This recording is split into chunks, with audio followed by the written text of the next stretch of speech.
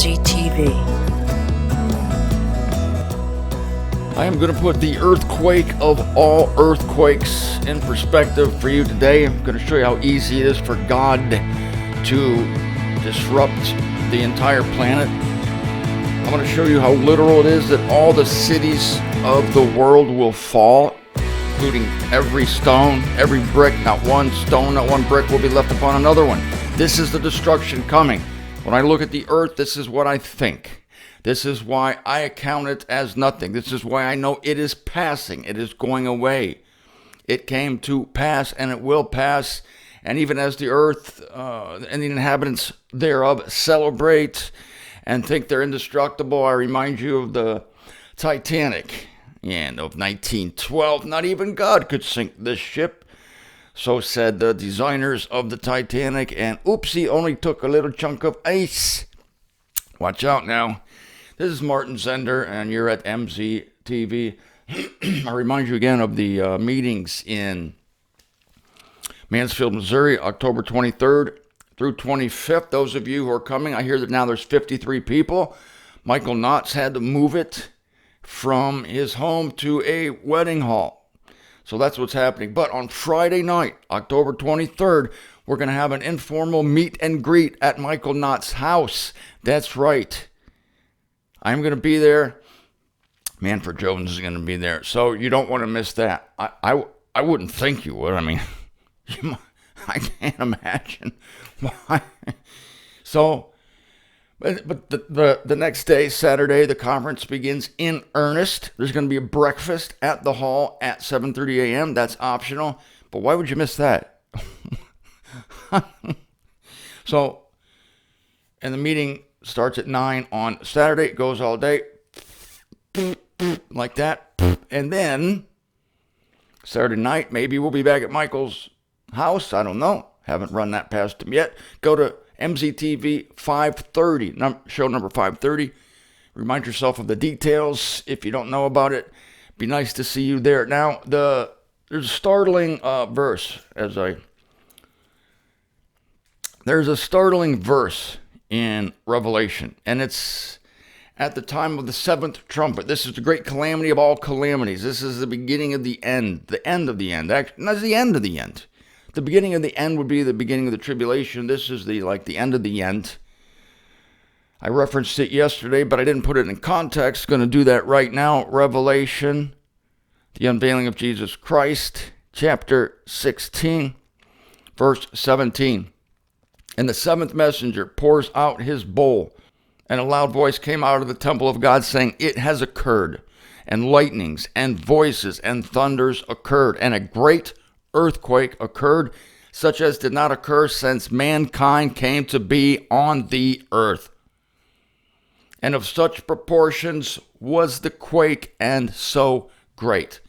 And the great city, verse 19, came to be divided into three parts. This is Jerusalem, divided into three parts. And the cities of the nations fall.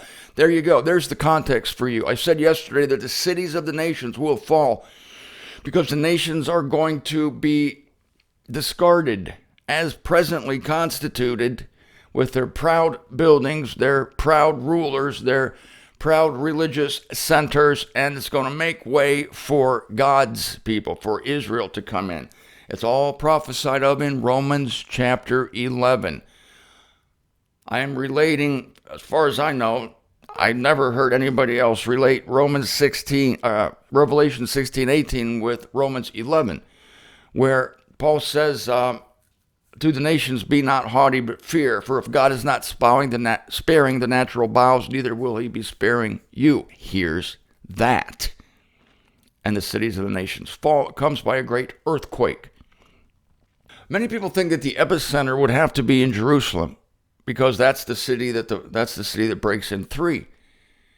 But if this earthquake is of such proportions that all the cities of the nations fall, we're talking about something that the Richter scale can't even measure.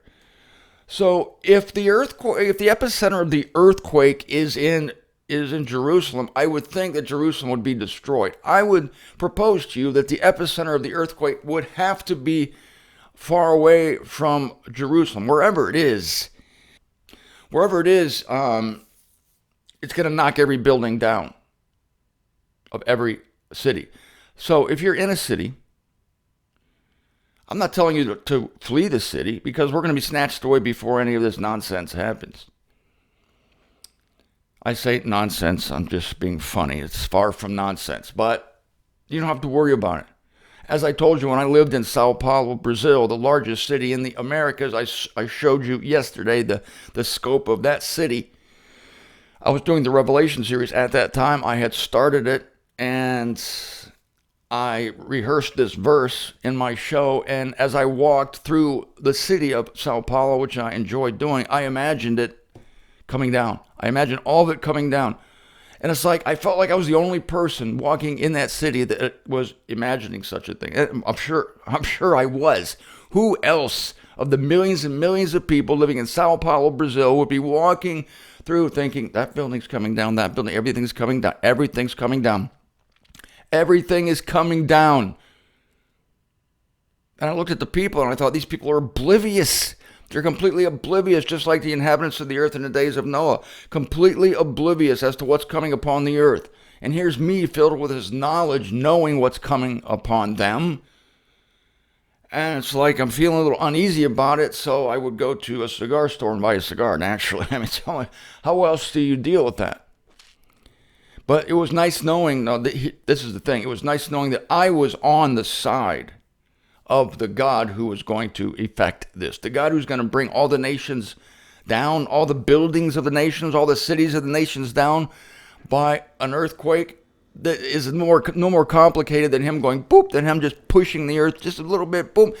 The little earthquakes we've had since mankind has come to be upon the earth are like boop, there's nothing. That's like God just putting a puff of breath on the earth. We're talking about a nudge. All he has to do is this. I'm going to show you how small the earth is to God.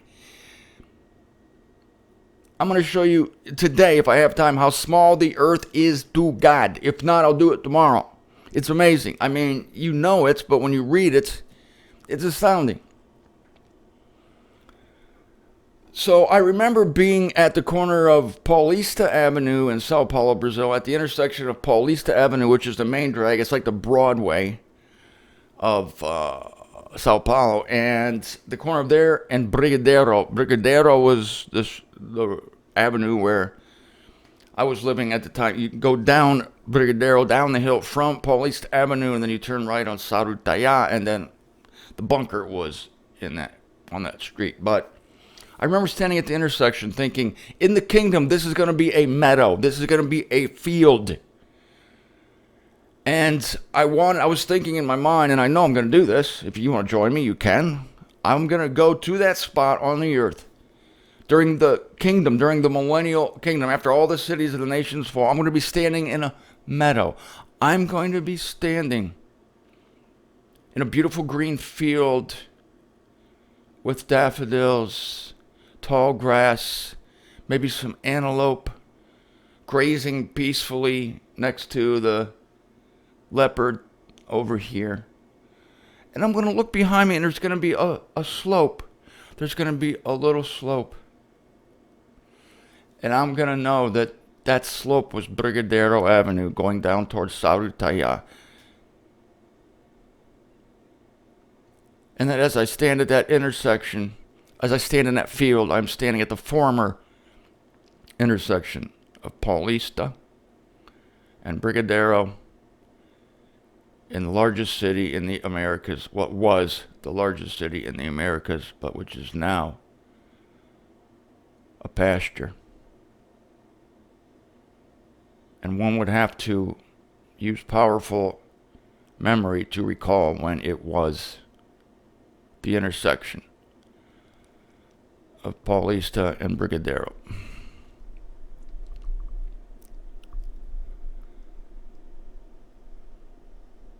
I want you to do that today if you live in a big city, if you live anywhere. Next time you're at an airport, think that airport is going to be reduced to rubble, and that during the kingdom, we're going to be among the celestials. Don't get me wrong, we're going to be taken among the celestials, but during that time, we will be able to come and go to earth as we please for 1,000 years. This earth is going to be the same earth as it is now. It's just going to be regenerated, you will be able to go to any spot on the earth and you will know what it used to be. You can go to the spot of the house where you were born. Many of you have done that already.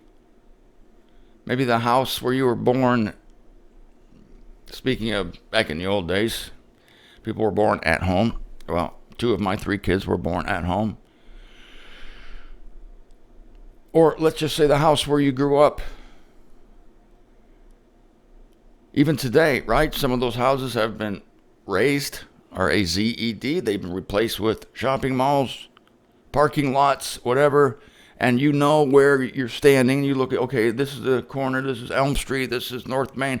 The spot I'm standing right now, which is now a parking lot. This is where I grew up. This is where my house was. It's a weird feeling, isn't it? It's strange to realize, to see how things change.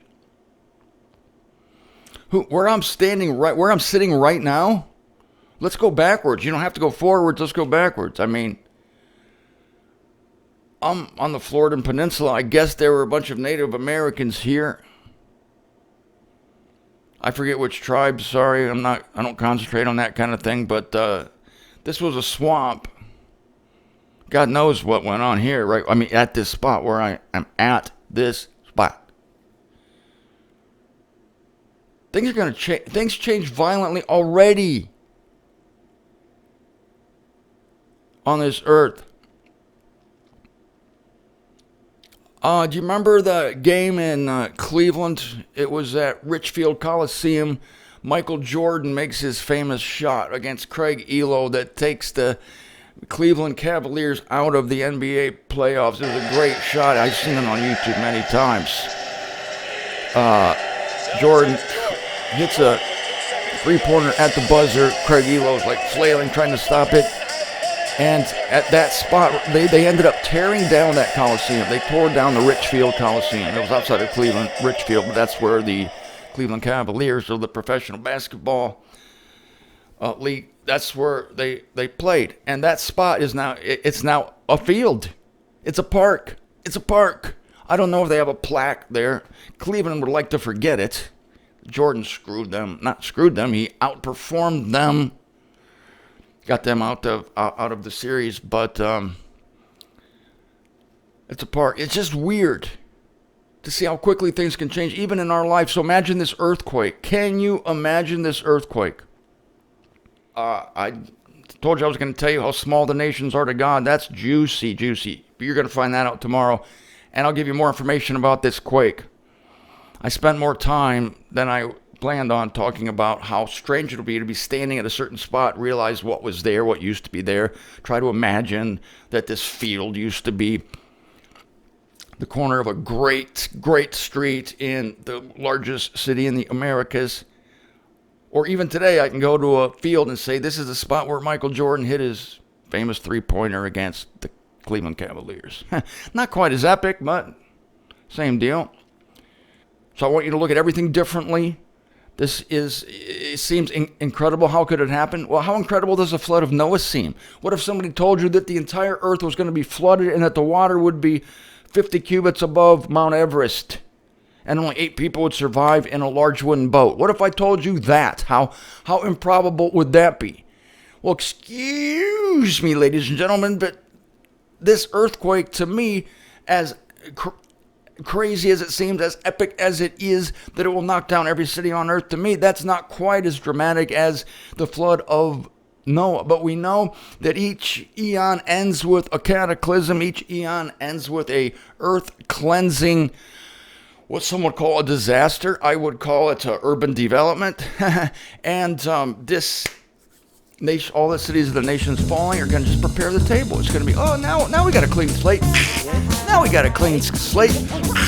Now we got a clean slate. This is what God's saying, and it's going to start, maybe not with that accent, and things are going to start from scratch. That's what we want. I told you that when the kingdom comes, it's not going to be a period of reformation. It's not going to be a protracted time of let's get our act together. No, it's going to be a cataclysm of monumental proportions. It's going to happen relatively overnight.